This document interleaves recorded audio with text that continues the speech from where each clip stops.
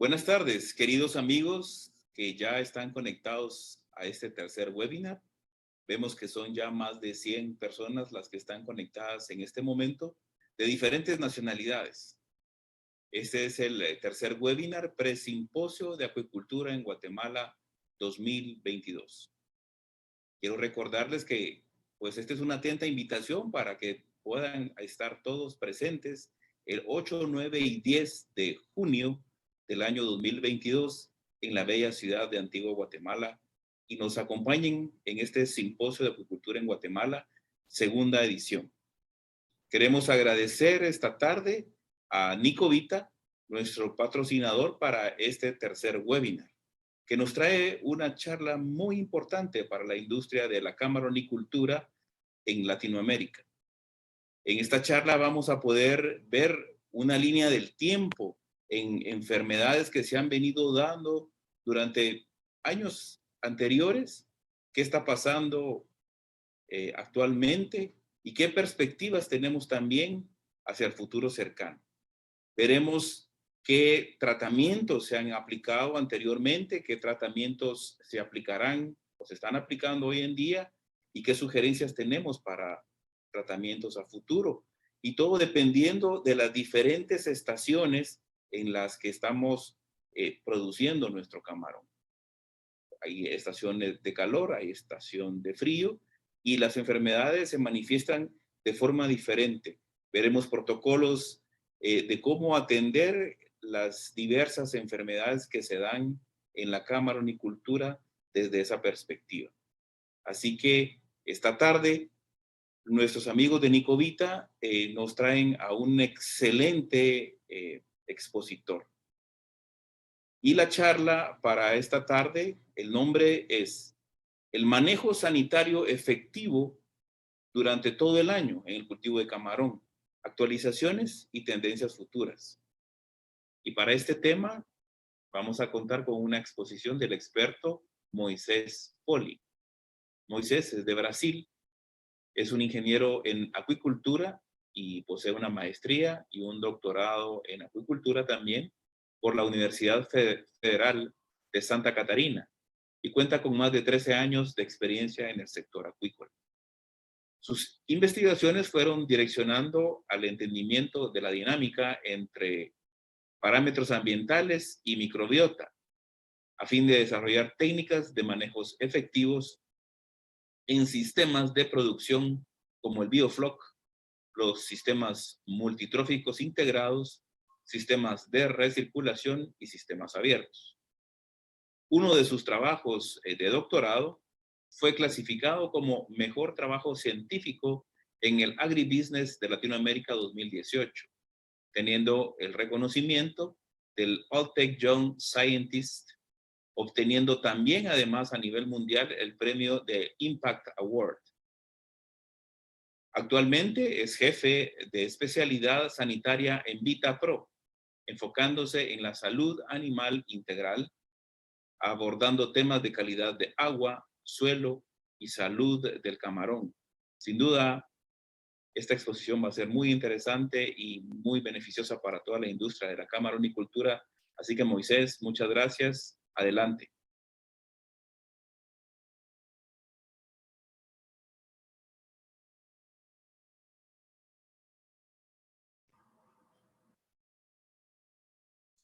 Muchas gracias, Juan Carlos. Para mí es un honor, es un placer estar aquí con ustedes y compartir un poco de esta gran experiencia que va a ser el Simposio de Guatemala y vamos a intentar a mantener ese espíritu ahorita en ese pre-simposio, hablando un poco de la situación sanitaria y cómo hacer un manejo efectivo durante todo el año.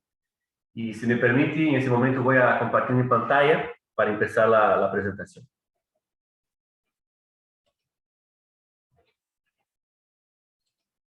Listo. Bueno, ¿cuántos de ustedes han visto una imagen así en sus fincas? Todos nosotros sabemos lo cuánto de pérdida eso significa no solo para una finca, sino para toda la industria y muchas veces hasta para todo un país. Lo que vimos en la imagen pasada se traduce un poco en números cuando vemos este gráfico que está en pantalla.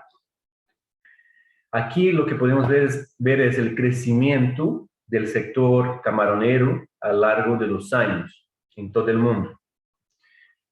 Y vemos que este crecimiento viene acompañado de subidas y bajadas, y muchas veces las bajadas están relacionadas con la cuestión sanitaria.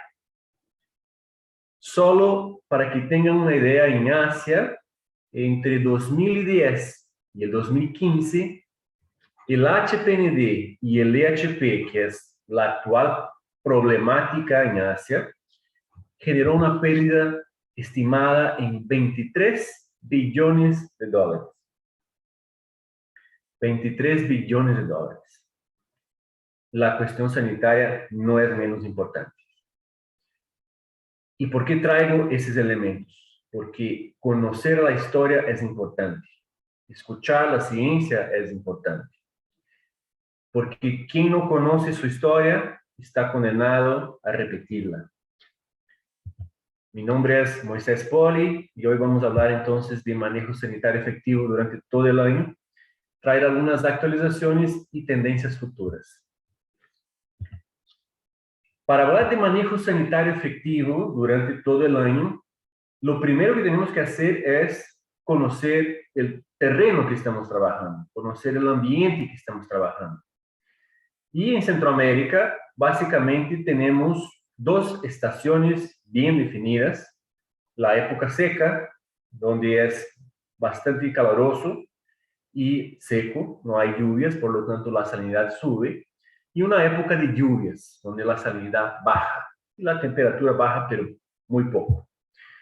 Y hay dos fases de transiciones también entre esas dos grandes estaciones, que es el veranillo, donde hay una mezcla de lluvias con periodos secos y una época de frío. Entonces, a partir de ahí empezamos a definir qué sucede con la cuestión sanitaria en cada uno de esos periodos, ¿no? En la época seca, por ejemplo, debido a las altas temperaturas que básicamente están todo el año en Centroamérica, pero también debido a las altas salinidades, predominan las enfermedades bacterianas, que por lo general están presentes todo el año. Pero aquí en la época seca es donde tienen su mayor efecto. Básicamente se da por dos grupos de bacterias, NHP, tipo Rickettsia y Vibriosis. Luego hay una fase que llamamos de veranillo, donde empiezan algunas lluvias aisladas, fuertes, y que a veces por esta variación climática generan pequeños brotes de mancha blanca. Sin embargo, la cuestión bacteriana sigue acompañando. Luego viene el periodo de lluvias, donde las enfermedades bacterianas bajan, sí bajan la intensidad, pero siguen presentes. Y ya vamos a ver un poco de esas características del porqué, de que esas enfermedades siguen todo el año, ¿no? Y poco común se da problemas con mancha blanca, a veces debido a una fuerte lluvia, una variación muy brusca de alcalinidad y de parámetros de calidad de agua. Puede ser que esa variación genere problemas de brotes de mancha blanca puntuales.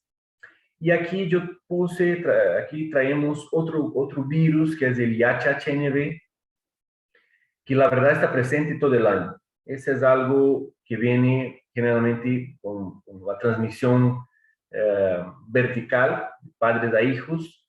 Está presente bastante en Centroamérica y poco se manifiesta, pero a veces con la temperatura un poquito más baja, una variación climática, afecta un poco la inmunidad del animal. Y luego viene una época fría, que por lo general un 65 hasta un 70% de los camaroneros de Centroamérica no siembran en esta época.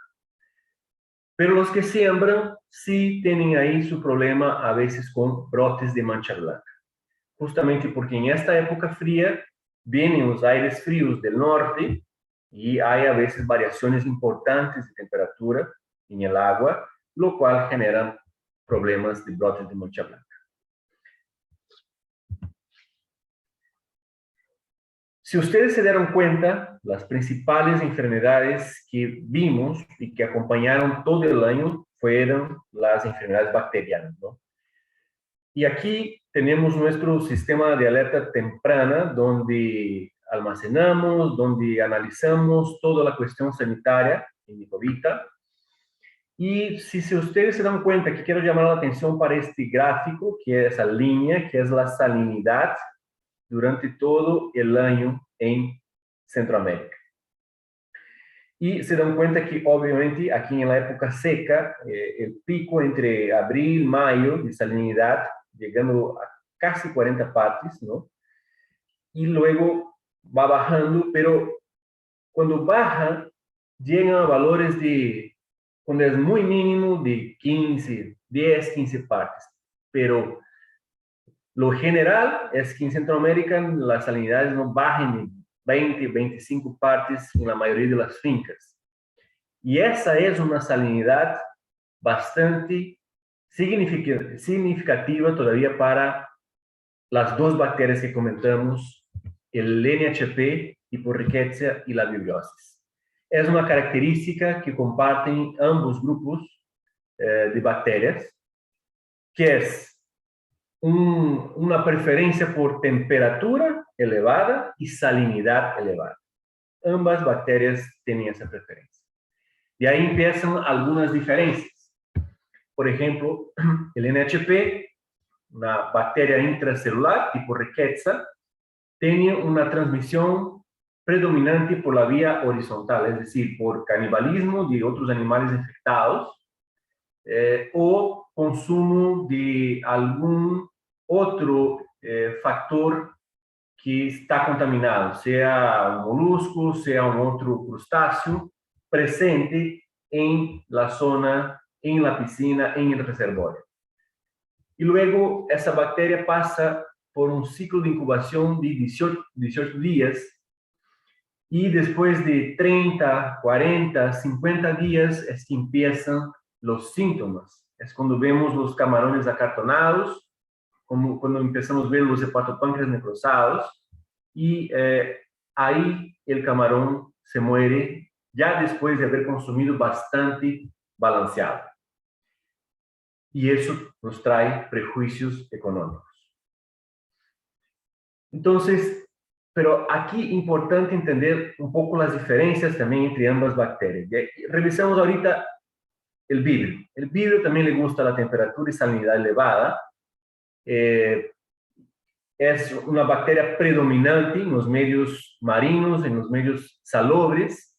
Por lo tanto, una salinidad de 20, 25 partes es todavía ideal para ese grupo. Y es una bacteria heterotrófica y oportunista. ¿Qué quiere decir esto? Una bacteria que consume materia orgánica y que no ve el camarón como un enemigo, sino lo ve como un alimento. Y ese alimento solo lo va a consumir cuando tiene la oportunidad. Y la oportunidad viene cuando la inmunidad del camarón baja. Es ahí que los vibrios, como oportunistas que son, atacan el camarón. Ahora, diferencias importantes que es entre las dos bacterias. Primero, la medicina. Para NHP, bacteria otra vez intracelular, la única medicina que hay son antibióticos. Sin embargo, la industria ya camina y la mayoría ya está en el no uso de antibióticos por dos motivos. El primero es que los mercados están exigiendo. Y segundo, sabemos las consecuencias del uso descontrolado de antibióticos. Vienen las resistencias bacterianas y el HPND, por ejemplo, es un ejemplo clásico del problema del uso, del exceso de uso de antibióticos en nuestra industria. Entonces, ¿qué es que se hace? Se hace un buen manejo sanitario y una buena estrategia de producción. Actualmente, quien está en regiones afectadas por NHP necesita sí o sí hacer desinfecciones periódicas del canal reservorio, de piscinas que sufrieron problemas fuertes con esta enfermedad, y adicional a eso, hacer un buen manejo durante el ciclo, cuidando la alimentación, utilizando la bioremediación. Y algunos han elaborado la estrategia y ha funcionado muy bien de cuando ya mapeado, cuando el NHP más o menos ataca su producción. Por ejemplo, hay camaroneros que a los 15, 17 gramos ven el primer brote de NHP. Ya saben que cuando llega a esta fase hay que hacer un raleo, bajar a la biomasa de camarón, hacer un buen recambio de fondo, aplicar bioremediadores y a partir de ahí va a bajar la carga de NHP en la piscina y el ciclo sigue sin mayores problemas. Esa es una estrategia que funciona muy bien. Entonces, la industria ya buscó, ya está utilizando estrategias sin el uso de antibióticos. Cuando vemos el vibrio, esa bacteria que naturalmente predomina en el medio salobre y marino, hay una medicina que la ciencia nos brindó, que es una alternativa, es un antimicrobiano natural, es una mezcla de ácidos orgánicos y aceites esenciales. Esa mezcla es la mezcla más potente que hay en el mercado para trabajar con ese problema de la bimbiosis. Pero para toda y cualquier enfermedad, de nada sirve tener una buena medicina si no atacamos el problema que está en el fondo, por la raíz del problema. Y ahí es clave entender el por qué la bimbiosis me está afectando. Y tener un buen manejo ambiental, un manejo alimentario, nos va a ayudar a tener menos problemas con esta bacteria. Luego vienen los virus, que no son un mayor problema para Centroamérica, pero es importante revisar esos conceptos para tener claro qué hacer en campo cuando tengo una u otra enfermedad. Es así que se hace un manejo sanitario efectivo. Los virus, entonces, tienen preferencias por temperaturas un poco más bajas, que por suerte no es el caso de la mayoría del año en Centroamérica. Ambos virus aquí, mancha blanca y HHNV, prefieren esa temperatura baja, ¿ya? Tienen sus diferencias de vías de ataque dentro del camarón, pero aquí, ¿qué es importante? Para virus no hay medicina. Hasta el momento no hay medicinas para virus, ¿ya? Aquí simplemente es manejo, calidad de larva y alimentación. Entonces, eso todo es importante revisar para tener claros esos conceptos y no mezclar una cosa con otra, no mezclar un manejo o un tratamiento destinado a un tipo de bacteria o a otro, o cuando tenemos problemas con virus. Esos conceptos son importantes entender. Y ya que vimos que las enfermedades del tipo bacteriano son más importantes en Centroamérica, veamos el por qué. Un local donde la temperatura es elevada todo el año, donde la salinidad es elevada todo el año, más una carga orgánica que no hay por dónde huir de esto, porque utilizamos biomasas elevadas, alimentación diaria. Esa receta es una receta perfecta para ambas bacterias, vibriosis y NHP. Y eso, otra vez trayendo nuestro sistema de alerta temprano, es posible ver en los resultados de conteos de vibrios que vemos en Centroamérica. Aquí tenemos la mediana, tanto para colonias amarillas y verdes, y hay medianas que se mantienen 10 a la 2, 10 a la 3, y picos de conteo de problemas con virus que llegan a 10 a la 6, tanto colonias amarillas como verdes. Es una cantidad bastante importante durante todo el año, ¿ya? Obviamente, en los primeros meses del año, como la salinidad es más elevada, se concentran los mayores problemas. Pero definitivamente problemas bacterianos son el principal factor que influye en la sanidad de Centroamérica. Y otro reflejo de esto son las heces blancas que han aparecido ya hace un par de años. Y las heces blancas que es generado por una disbiosis en la microbiota del animal, acompañado de un incremento de virus que son bacterias oportunistas. Siempre que hay una disbiosis, las bacterias oportunistas luego después se favorecen. Eso pasa no solo con los camarones, sino con nosotros también, ¿no? Y aquí es interesante resaltar que no hay una bacteria, o perdón, no hay un vidrio específico que siempre predomina cuando hay heces blancas. Ya hay diferentes reportes, cada reporte dice que hay un incremento de vidrio, pero siempre es una especie diferente que predomina cuando hay heces blancas. Entonces, heces blancas es algo generalizado, es un incremento en la carga de vidrio debido a una disbiosis generada por algún otro motivo. Entonces, aquí está el panorama de Centroamérica. Lo que vimos básicamente son problemas bacterianos y están cada vez más agresivos. Y es por eso, señores, que no debemos nos asustar con eso todo, sino debemos preparar. Y aquí quiero hacer una comparación con algo que nos pasó el 2020 y que nos dejó marcas bastante importantes, que fue el COVID-19. La ciencia nos había advertido de que habían reservorios de coronavirus en algunos animales y que eso se podría convertir en un problema para la humanidad, y no hicimos caso a la ciencia. De la misma manera, la historia nos contaba que ya habíamos pasado por pandemias y no hicimos caso a la historia y no hicimos caso a la ciencia.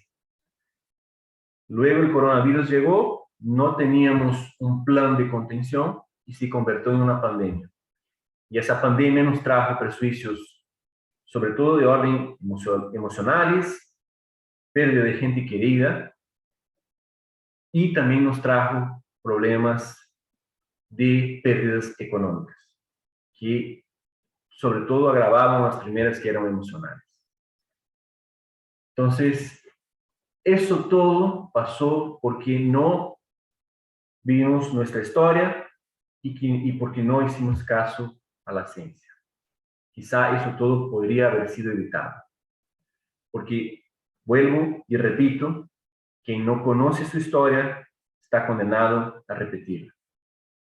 Ya no podemos parar, señores. La industria tiene que seguir adelante. Y por más que apuntamos para un mundo post-pandemia, tenemos que pensar ahorita en nuestra gestión sanitaria.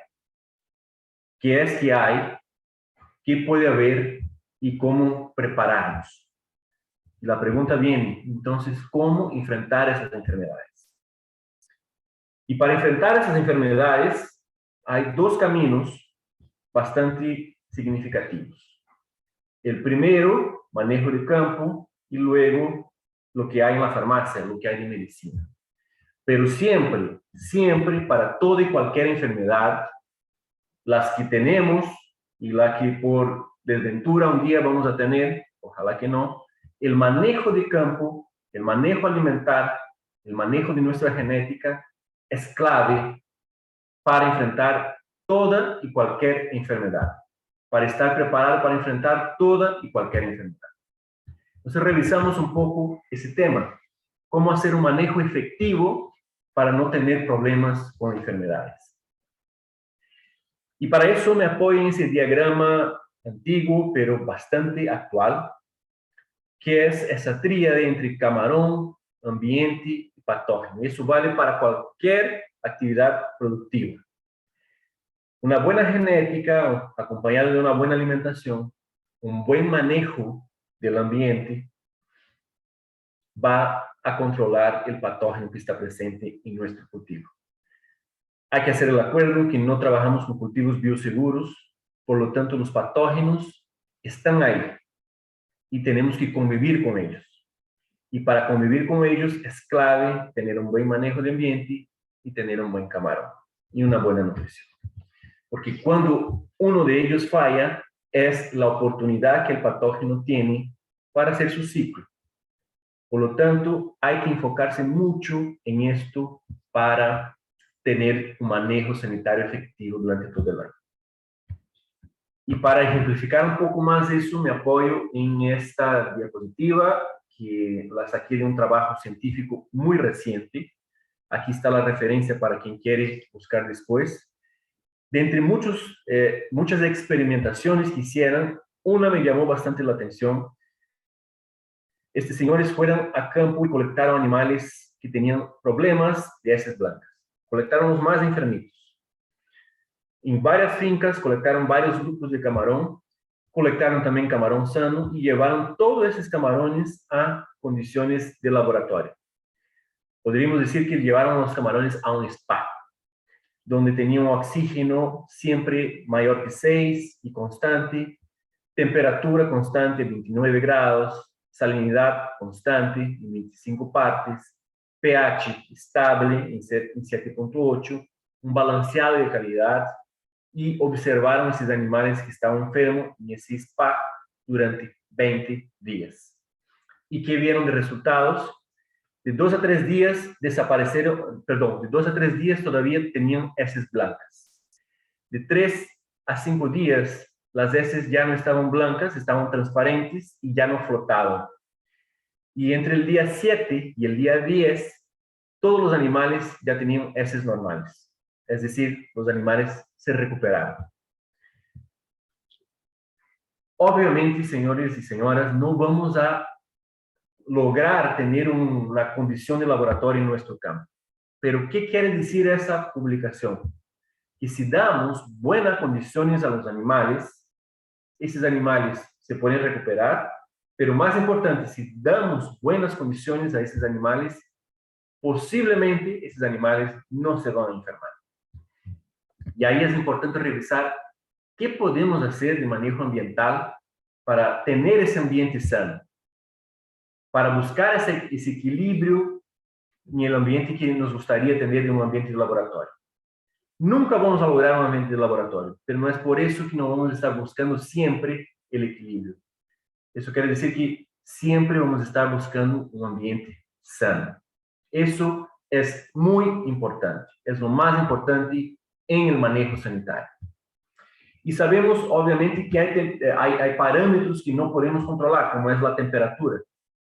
Pero hay otros que sí tenemos injerencia. Tenemos equipos, tenemos técnicas para manejarlos.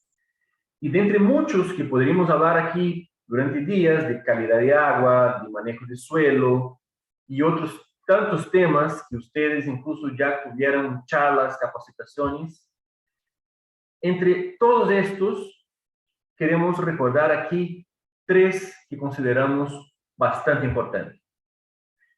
El oxígeno, la temperatura, el oxígeno, la alcalinidad y la bioremediación. Son 3 puntos claves que consideramos para el manejo sanitario. Revisemos rápidamente cada uno de ellos. El oxígeno, por ejemplo, seguramente ustedes ya tuvieron muchas charlas donde se habló de oxígeno, por qué necesitamos de un nivel adecuado. Y si ustedes se acuerdan, tal vez en alguna capacitación ustedes escucharon que el oxígeno tiene que estar por encima de 3.5, 4 miligramos por litro o a 50% saturado como mínimo en el agua. Y aquí haciendo otra vez una comparación con el COVID, nosotros aprendimos que la saturación de nuestra sangre debe estar siempre alrededor del 100%, ¿no? 96, 100% es lo que se espera de la saturación de oxígeno en nuestra sangre. Y tal vez uno se puede preguntar ahí, pero entonces, ¿por qué si para nosotros nos recomiendan 100% de saturación, para el cultivo de camarón se recomienda como mínimo 50% de saturación? Y la respuesta es muy sencilla. Cuando el oxígeno está 50% saturado en el agua, en la hemolinfa del animal está 100% saturado. Eso quiere decir que al 50% garantizamos un nivel adecuado de saturación de oxígeno para el camarón.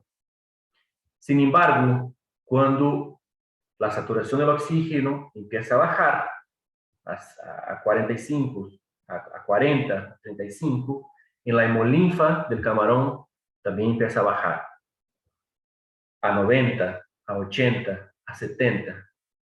Y ahí sabemos y podemos imaginar lo que pasa con el animal. Los tejidos empiezan a estar anaeróbicos, sin oxígenos, y la inmunidad va hacia abajo.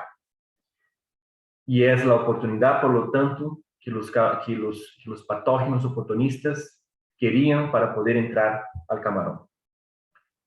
Y es por eso que hay un montón de publicaciones que relacionan oxígenos bajos con conteos elevados de virus en hemolinfa y hepatopáncreas de animal. Por lo tanto, señores, el oxígeno es una cuestión muy importante y vamos a tener cada vez menos posibilidades de error con la cuestión ambiental y sobre todo con el oxígeno. La cuestión sanitaria viene cada vez más fuerte y parece que es repetitivo, pero no es. Hay que seguir repitiendo la importancia de tener un buen oxígeno. Otro parámetro que comenté con ustedes es la alcalinidad. Y aquí queremos que ustedes salgan convencidos de por qué la alcalinidad es un super parámetro. La alcalinidad tiene lo que llamamos de poder tampón, poder estabilizar otros parámetros en el agua. El principal que sabemos tiene relación directa es el pH. Una alcalinidad elevada evita variaciones fuertes de pH. Y cuando hay variaciones fuertes de pH, yo tengo consecuencias con otros elementos que están presentes en el agua y que se pueden convertir en más tóxicos si el pH está más alto o más bajo, que es el caso del amonio, que sabemos que hay una mayor proporción de amonio no ionizado, el amonio tóxico, en pHs muy elevados, y en pHs ácidos, el ácido sulfúrico el gas sulfídrico se torna más tóxico también. Entonces, ¿y cuándo eso pasa? Cuando tengo una alcalinidad baja, presencia de algas en la piscina, en exceso, tengo esa variación que en el día el pH se sube, tengo problema con amonio tóxico, en la noche baja mucho, tengo problema con el gas sulfídrico. Entonces, mantener una buena alcalinidad, primero, estabiliza el pH y solo por el pH estar estable ya es un ganar para el camarón y tenemos estabilidad, pero evito problemas de toxicidad con otros elementos. Por otro lado, la alcalinidad también está relacionada de manera indirecta con su inmunidad. Hay muchos procesos en el animal que son dependientes de calcio. Uno de ellos es un procedimiento que está involucrado con el sistema inmune, que es la coagulación, que depende de una enzima llamada transglutaminasa, y esa enzima es calcio dependiente. Como trabajamos la alcalinidad con elementos generalmente a base de calcio, cuando incrementamos nuestra alcalinidad, incrementamos también niveles de calcio en la piscina y por lo tanto el animal tiene más disponibilidad de calcio para su inmunidad. Y si todavía no están convencidos que la alcalinidad es un superparámetro, la alcalinidad es necesaria para muchos microorganismos benéficos que están en la piscina, como bacterias nutrificantes y como las microalgas. Por lo tanto, un parámetro afecta muchos otros y es un parámetro que es fácil de manejar. Por eso llamamos la alcalinidad de un superparámetro. Y tercero, en términos de manejo ambiental, la bioremediación. El uso de bacterias para degradar materia orgánica y para dar diversidad microbiológica. Aportamos diariamente en la piscina a través del balanceado carbono, nitrógeno y fósforo, que son nutrientes esenciales, son fertilizantes, pero con exceso son contaminantes. Y es un alimento para ese tipo de bacterias predominantes en Centroamérica, que son los virus y las riquezas, tipo riquezas. Y aquí es importante tener claro, toda la actividad que utiliza balanceado, sea de animales acuáticos o animales terrestres, incluso producciones de plantas que utilizan fertilizantes, tienen más o menos un esquema parecido de retención de esos elementos, del carbono, nitrógeno y fósforo. Para el camarón, la retención de carbono y nitrógeno generalmente está en un promedio de 25%. Obviamente, si el balanceado es de mejor o peor calidad, va a tener una mayor o una menor retención. Y el fósforo, por su vez, el camarón tiene una pequeña necesidad de fósforo por no tener un tejido óseo. Por lo tanto, retiene solo un 13% del fósforo. Y eso todo va a parar, lo que no fue retenido, va a parar en el ambiente, ¿no? Y eso que va a parar en el ambiente tenemos que hacer algo. Porque diferente de otras culturas, como es el pollo, como es el ganado en confinamiento, cada vez que, a cada poco tiempo se remueve esa materia orgánica, se remueve todo ese exceso que no fue absorbido por el animal. En acuacultura eso se queda en el ambiente y por lo tanto tenemos que trabajar. Porque cuanto menos carga orgánica, más sano va a ser mi ambiente. Menos alimento voy a tener para el vibrio, menos espacio para esas bacterias voy a tener. Por lo tanto, es importante trabajar esto.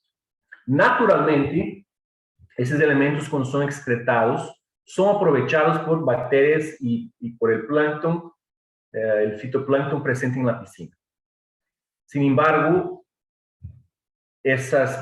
sobre todo los grupos bacterianos, que aquí están divididos en bacterias heterotróficas y quimiototróficas, es decir, nitrificantes y otras bacterias en general. El principal ejemplo de bacteria heterotrófica aquí es el vibrio en el ambiente marino. Por lo tanto, si yo no pongo algo que haga competición con ese vibrio, que consuma también esa materia orgánica que es un sustrato para ese vibrio, voy a tener problemas. Se van a incrementar cada vez más las cargas de vibrio. Entonces, la bioremediación tiene dos funciones claves. La primera, más importante, es degradar la materia orgánica. Los bacilos son el grupo de bacterias que más tienen capacidad de degradar materia orgánica, pero tienen dificultad de crecer en los ambientes que trabajamos. Por lo tanto, la aplicación extra de esos bioremediadores es importante para degradar esa materia orgánica. Y hay otra función importante que es dar diversidad microbiológica. La diversidad microbiológica va a sacar también espacio de vibrio. Entonces estamos degradando más la materia orgánica, que es el alimento del vibrio, y estamos poniendo otros grupos de bacterias que tienen que competir con el vibrio por espacio, por alimento y espacio. Y aquí este gráfico que ustedes están viendo, de diferentes colores, lo importante aquí es que ustedes se den cuenta que en esa investigación los investigadores han analizado la microbiota del agua, del suelo y del camarón. Y llegaron a conclusiones que estadísticamente la microbiota del suelo es muy similar a la microbiota del camarón.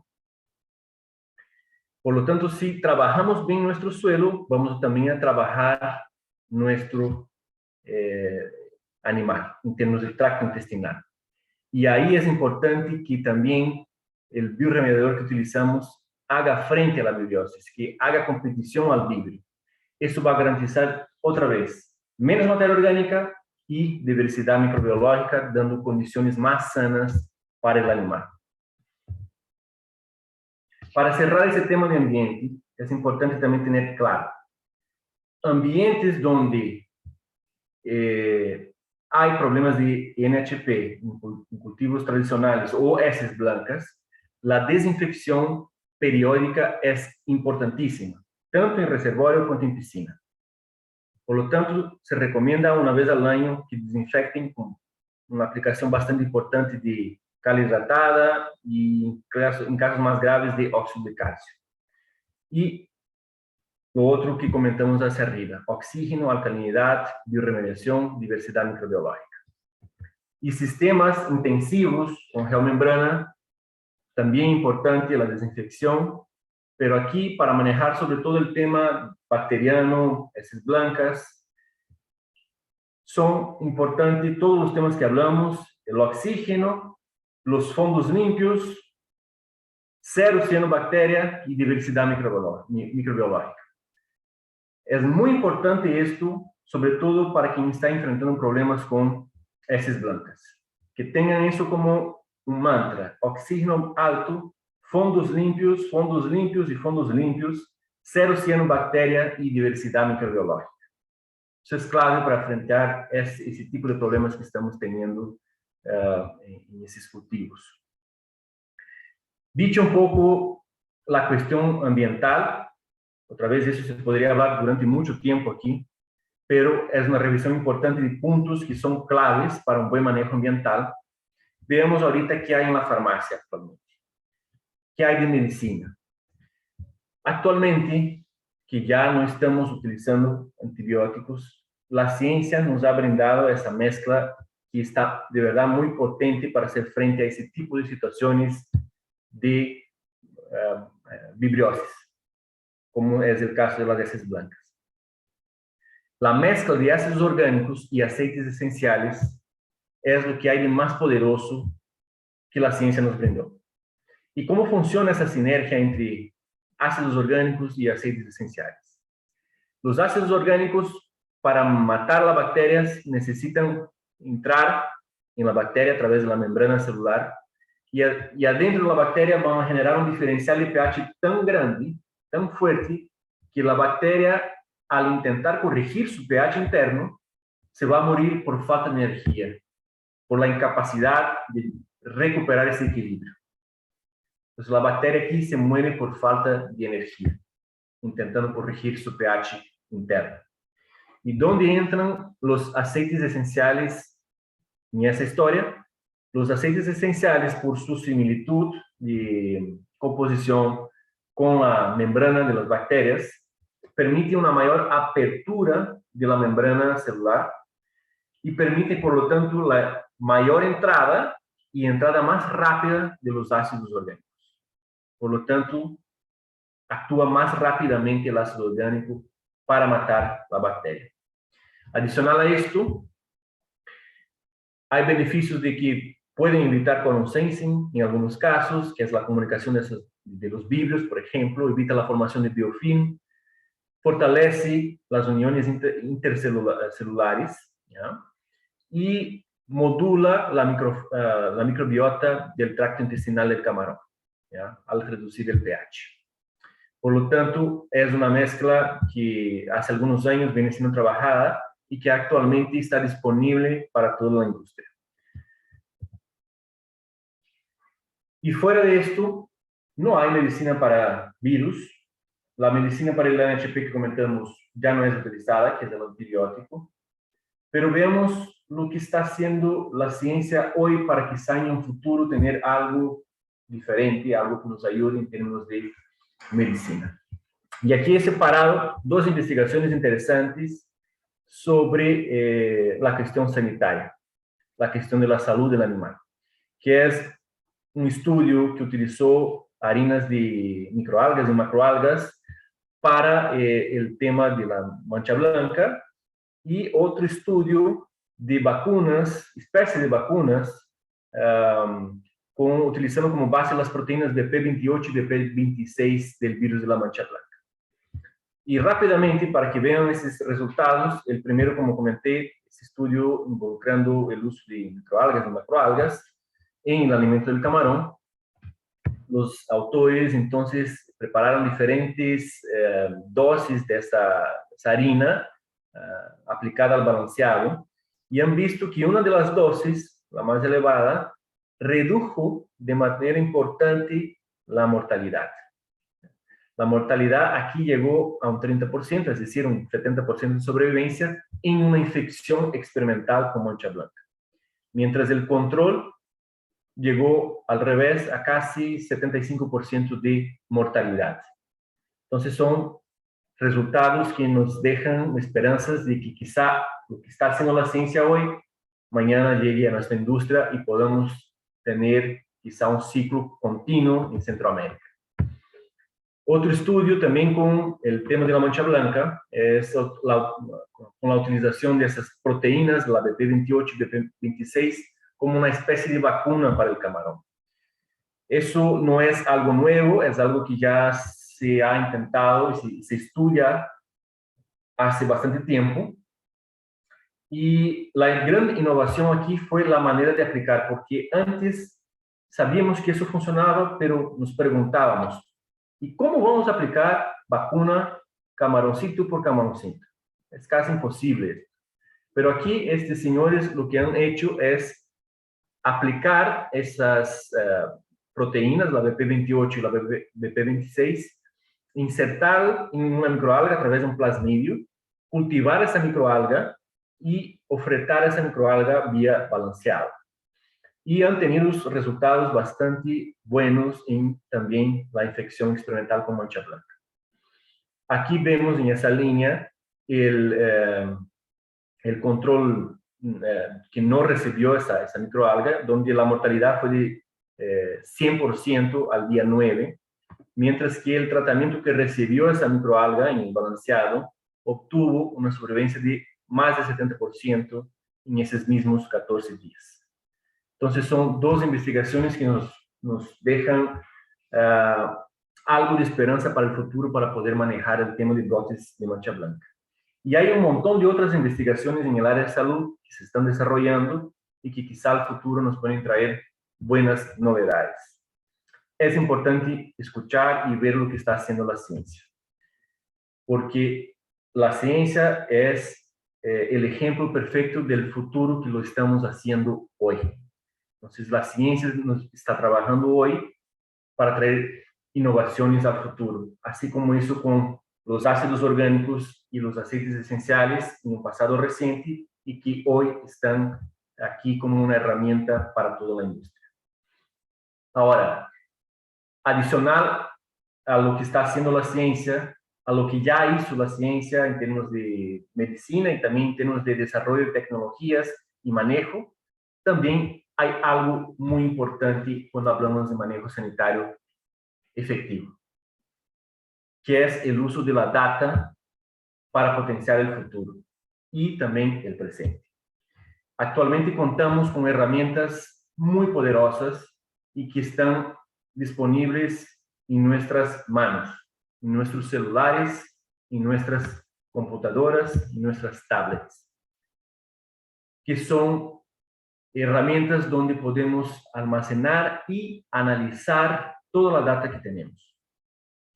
Es importante conocer todo lo que pasó en un pasado para llegar a conclusiones exactas en el presente y prever el futuro. Y de entre eso hay actualmente herramientas muy importantes y disponibles de fácil utilización.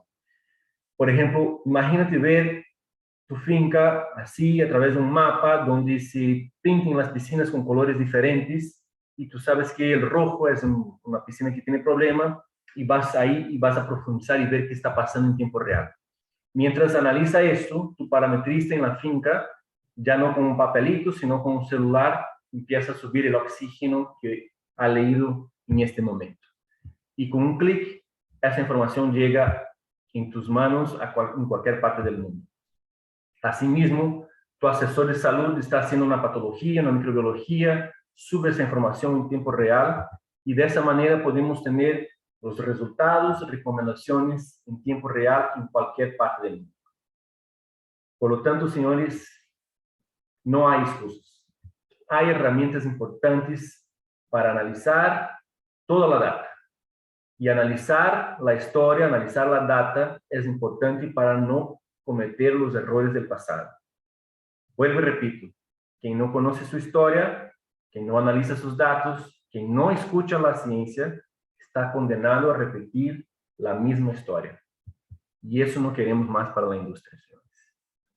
El futuro lo hacemos hoy y tenemos herramientas de manejo, tenemos herramientas de alimentación, de insumos, para no repetir los problemas sanitarios del pasado. Eso ya no queremos ver más, señores. No queremos ver caídas importantes en el crecimiento de la industria por cuestiones sanitarias. Ya no queremos ver ese tipo de imagen en nuestras fincas. Por lo tanto, el mensaje aquí es: escuchemos la ciencia y miremos hacia el pasado para ser mejor en el presente y para ser mejor en el futuro. Y de aquí, señores, quiero que ustedes se lleven 4 mensajes claves para que ese tipo de situación que está en la foto no se vuelva a repetir. Primero, hay diferentes tratamientos para cada enfermedad, así como hay diferente manejo acorde a cada época del año. La mezcla de ácidos orgánicos y aceites esenciales intrapélicos son claves para enfrentar la vibriosis, que es de largo la enfermedad más importante en Centroamérica. Involucren a sus expertos en salud. Ellos son las personas recomendadas y capacitadas para decirte qué es que está pasando en términos sanitarios en tu finca, cuál es la recomendación adecuada. Y almacenen y analicen toda esa información, porque es a partir de ahí que vamos a llegar a conclusiones correctas para el presente y mejorar y prever las cosas que pueden pasar en el futuro. Porque el futuro, señores, lo hacemos hoy. Así me despido, agradezco mucho la atención y ahora dejo abierto el espacio para nuestra interacción de preguntas y respuestas. Muchas gracias.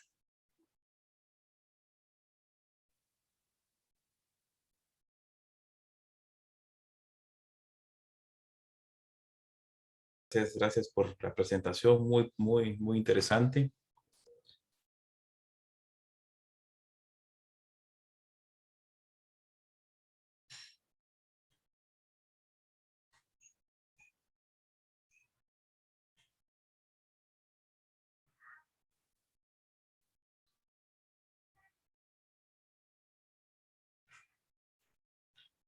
Gracias, Moisés, nuevamente por la presentación, muy amable.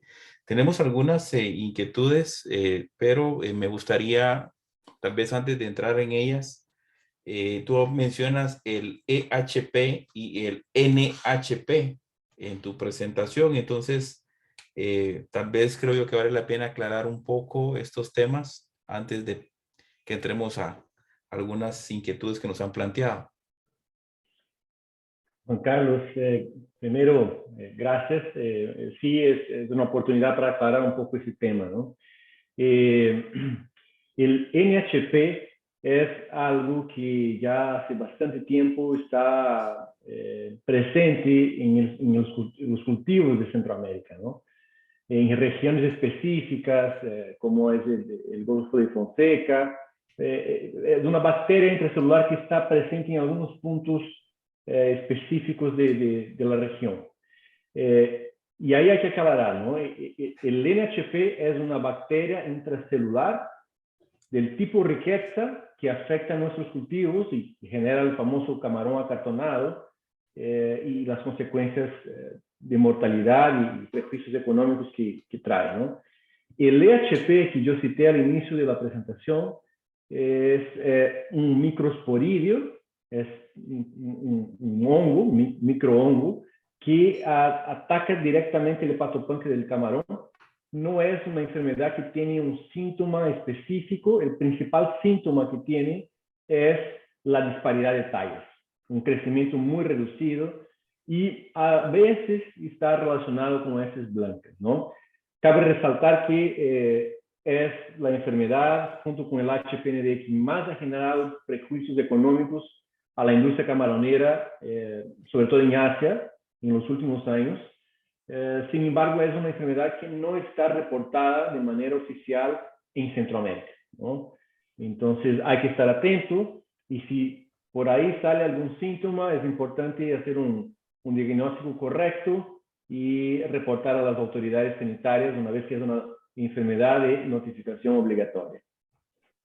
No sé si aclaré un poco la historia, Juan. Sí, gracias. Algo que nos pusieron ya en los últimos comentarios es preguntaban el nombre del app que te estabas presentando y cómo se obtiene. Entiendo yo que esa es la inquietud. Interesante, eso es el Genia, es un sistema, una aplicación, un sistema bien completo que Nicovita cuenta ahorita. Y para obtener más información, yo recomiendo que busquen a sus asesores técnicos, técnicos de salud y comerciales de Nicovita, que van a poder dar más detalles de cómo funciona esa excelente herramienta que ayuda mucho en el monitoreo de la finca. Gracias, Moisés. Le pediríamos entonces a nuestros amigos de Nicovita que nos escriban en el chat su correo para que si alguien quiere pues más información sobre el app y alguna información adicional sobre alimento y su tipo de alimento, que se puedan comunicar con ellos. Muchas gracias.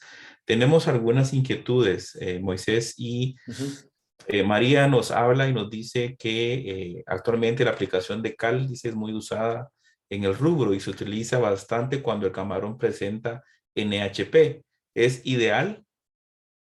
Cuando presenta NHP, sí. Para desinfección, ¿ya? Desinfección de canal reservorio y también de piscinas, sí es una excelente herramienta, ¿no? Ahí es importante, siempre recomendamos a los productores que tienen problemas o que están en zonas de NHP, al final del ciclo vacíen por lo menos una vez al año el reservorio y apliquen una gran cantidad de cal, una aplicación fuerte de cal, para justamente desinfectar un poco este ambiente. Y si hubo una piscina también con bastante afectación, el mismo tratamiento al fondo de esas piscinas, ¿no? ¿Qué es importante ahí también? Después de esa desinfección, al volver llenar tanto el canal reservorio, tanto las piscinas, otra vez es importante entrar con alguna bacteria para ya ir dando una cara a esa microbiota un poco más saludable y diversa, ¿no? Sí es una técnica bastante utilizada la aplicación de cal para desinfección de los fondos. Y aprovechando, si me permite, Juan Carlos, aclarar también un tema, la cal también es muy utilizada cuando la carga bacteriana es fuerte o cuando la piscina pasa por un evento, ¿no? La piscina está pasando por un evento y se aplica cal para bajar las cargas bacterianas, ¿no? Es una técnica que sí funciona, hemos validado, sin embargo es de efecto inmediato, o sea, se aplica la cal, a las 2 horas ya se bajó la carga de manera importante, sin embargo, después de 12 horas, 24 horas, la carga de virus empieza a dispararse, incluso pasar a la carga que inicialmente, antes de la aplicación de cal, tenía. Y eso sucede ¿por qué? Primero, el efecto de la cal, al hacer esa variación de pH en el agua, tiene su efecto bactericida con una parte de la población de bacterias. Pero cuando tú eliminas o genera una disbiosis en la microbiota, cuando estás aplicando cal, generas una disbiosis, mata una parte de esta población, de esta microbiota. La primera bacteria que va a crecer después van a ser las bacterias oportunistas, porque los nutrientes van a seguir ahí, en el agua. Eliminaste una parte de las bacterias, pero los nutrientes están ahí. Entonces, las bacterias oportunistas, las R estrategistas, las de crecimiento rápido, es que se benefician luego, después de ese impacto de la cal. ¿Y cuál es la bacteria oportunista más representativa en nuestro medio? Los virus. Por lo tanto, después de una aplicación de cal, después de pasar algunas horas o quizá al día siguiente, entren con la aplicación de una bacteria, de un bioremediador. Eso va a ayudar también otra vez a que los virus no se disparen y dar diversidad microbiológica, ¿no? Gracias, gracias. Muy interesante todo este tema. Alguien preguntaba si la cal se usa en el alimento o se agrega en el alimento y para qué se hace. Yo no sé si es una práctica común en el alimento, o sea, no sé qué. En el alimento, algunas regiones que tienen problemas con gregárinas hacen uso de cal en el alimento, ¿no? No es muy recomendable. la cal sí tiene su agresividad a las velocidades intestinales, al intestino. El efecto que tiene, y por eso se utiliza cuando hay problemas de gregarina, es que es un efecto laxante. Entonces el camarón expulsa todas esas gregarinas que están en su intestino, literalmente. Pero para control de bacterias o para disminuir cargas no es algo recomendable. Entonces es algo que funciona para otra cosa de manera muy puntual, pero es algo también agresivo al intestino del camarón, ¿no? Gracias. Braulio nos dice que él en su granja tiene bacterias de colores amarillos y verdes. Dice, ¿cómo interpretaría si en mi granja tengo más amarillas y menos verdes en el agua, en el sedimento y en el hepatopáncreas? Mira, excelente pregunta. Hay que recordar que esa es una división entre amarillas y verdes que vale la pena monitorear, pero no determina todo, ¿no? Sabemos que las bacterias sacarosa positivas, que son las amarillas, tienen la tendencia de ser menos agresivas que las bacterias sacarosas negativas, las bacterias verdes. Pero actualmente el HPND ha demostrado y las bibliografías más fuertes han demostrado que no es una regla, no es una regla. Hay bacterias amarillas que son bastante agresivas también. Es importante seguir monitoreando, sí, porque muchas veces se da esa relación y cuando hay un incremento de bacterias verdes es señal que algo más grave va a pasar. Entonces, ese monitoreo puede ser interesante, lo que sí es una condición muy específica de cada finca. Hay que analizar, por ejemplo, en la finca que mencionan, cuál es el rango de bacterias amarillas o cuál es el rango de bacterias verdes que es aceptable para mi finca. Y cuál es el momento que yo debo encender la luz amarilla, cuando debo actuar, ¿no? Porque reconocer esos momentos y reconocer ese rango específico para mi finca es importante porque cuanto antes yo identifique una vibriosis, más eficiente va a ser mi tratamiento. Sea mi tratamiento en el agua o sea mi tratamiento en el alimento balanceado con el uso de ácidos orgánicos y aceites esenciales. Por lo tanto, vale mucho la pena seguir monitoreando, pero sugerencia, identifique el rango de conteo de bacterias amarillas y verdes que es el límite para sus fincas. Gracias, Moisés. Tú hablaste en tu presentación sobre la importancia de la alcalinidad como un parámetro clave a manejar.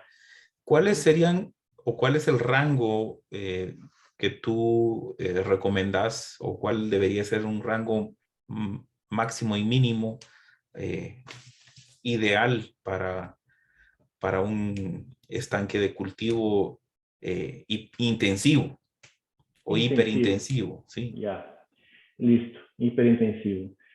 Yo, de la realidad que conozco de los superintensivos en Guatemala, sobre todo, yo sé que son aguas de pozo con alcalinidades generalmente elevadas. Más problemático que una alcalinidad muy elevada, y eso sería por encima de 300, 400 miligramos por litro, es una alcalinidad muy baja, ¿no? En la literatura antigua, si vamos a leer los libros de Boyd, por ejemplo, habla de alcalinidades de 80 o una alcalinidad baja de 40. Eso es cuando no teníamos tantos problemas sanitarios. Actualmente, un nivel mínimo, yo diría que debería ser en 150 miligramos por litro. Ahí estoy garantizando estabilidad de parámetros y, ojo, la estabilidad es el parámetro más clave en manejo ambiental. Si se acuerdan de la presentación, cuando yo traje el trabajo que llevó animales enfermos a condiciones de laboratorio, totalmente estables, esos animales quedaron sanos.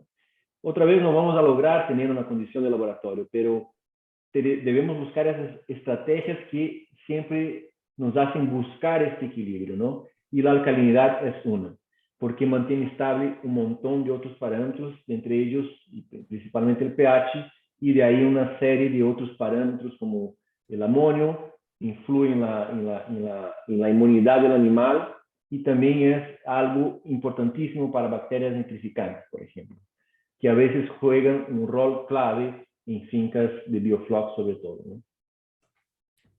Gracias. Hay una siguiente pregunta y dice, cuando hablamos de problemas de nitrificación y amonificación al aplicar biorremediadores para controlar esta carga en la materia orgánica, ¿cuánto tiempo se tarda para estabilizar esos parámetros? ¿O cuánto tiempo deberíamos de tomar para estabilizar esos parámetros? Se podría decir cuál es el tiempo a considerar, ¿verdad? Para Ya. poderlo estabilizar. Excelente pregunta, ¿ya? Porque ahí es importante aclarar algo. Existen dos grupos importantes de bacterias. Las heterotróficas, que es donde están los vibrios, pero también están los bacilos, las bacterias biorremediadoras. Ese grupo de bacterias heterotróficas, la principal función es degradar materia orgánica. La degradación de materia orgánica de esas bacterias se hace a través de producción de exoenzimas que degradan proteínas, que degradan carbono, que degradan un montón de cosas. Esas bacterias son inmediatas. Cuando aplicamos, son capaces de ir degradando esa materia orgánica. Son de crecimiento rápido, se duplican a cada 30 minutos más o menos y son capaces de degradar materia orgánica. Cuando hablamos de nitrificantes, son un grupo bien diferente. Son bacterias autotróficas, es decir, que producen su propio alimento. Así como las microalgas, que son organismos también autotróficos, es decir, que producen su alimento, que sacan la energía del sol para jalar carbono del agua, carbono inorgánico a alcalinidad y producir carbono orgánico a la interna. Esas bacterias, las nitrificantes, a través de la oxidación de amonio a nitrito y de nitrito a nitrato, generan su energía química, por eso son bacterias quimio autotróficas, para jalar alcalinidad y a la interna producir carbono orgánico. Esa bacteria es muy eficiente en control de amonio nitrito y nitrito nitrato. Sin embargo, es una bacteria de crecimiento lento. Se duplica a más o menos a cada 12 horas. Y si vamos a hablar de nitrificación, básicamente vamos a hablar de sistemas cerrados. Y si no tengo una cepa de nitrificante, ese crecimiento se puede tardar de 15 hasta 50 días, ¿ya?